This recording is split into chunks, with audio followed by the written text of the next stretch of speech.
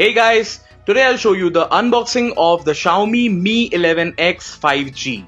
So on the front you can see the image of the phone, on this side Mi 11X, and at the back specifications of the phone are mentioned.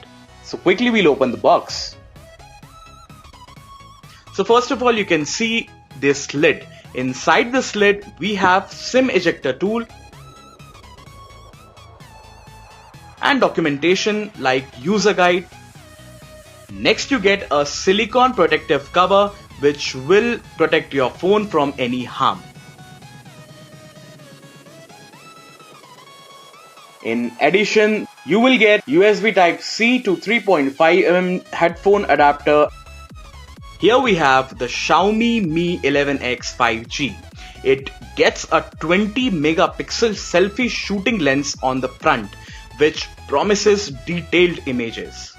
At the back, Xiaomi has incorporated a 48 megapixel AI triple camera setup with an Exmor RS CMOS sensor.